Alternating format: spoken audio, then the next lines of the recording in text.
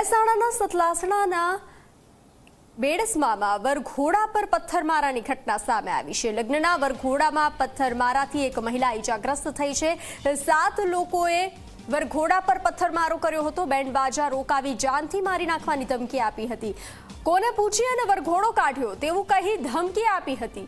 તો 7 શખ્સોએ વરઘોડા પર પથ્થરમારો કર્યો હતો। મહેસાણાના સતલાસણાના બેડાસમામાં આ વરઘોડામાં પથ્થરમારાની ઘટના સામે આવી છે। લગ્નના વરઘોડામાં પથ્થરમારાથી એક મહિલા ઈજાગ્રસ્ત થઈ છે। તેઓને સારવાર માટે ખસેડવામાં આવી છે। વધુ વિગતો સાથે સંવાદદાતા તેજસ જોડાઈ ચૂક્યા છે। તેજસ, સતલાસણાના બેડસમામાં વરઘોડામાં પથ્થરમારાની ઘટના સામે આવી છે। એક મહિલા ઈજાગ્રસ્ત થઈ છે। શું છે તેની સ્થિતિ અને કયા કારણોસર પથ્થરમારો કરવામાં આવ્યો?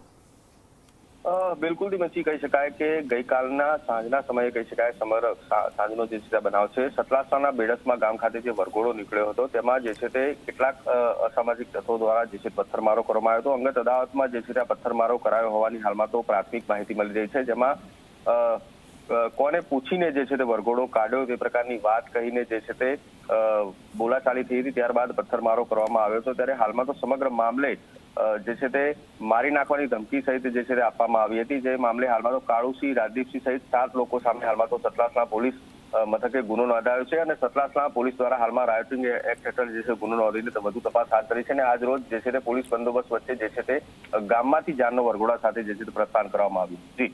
જી તેજસ, જાણકારી સાથે જોડાવા બદલ આભાર।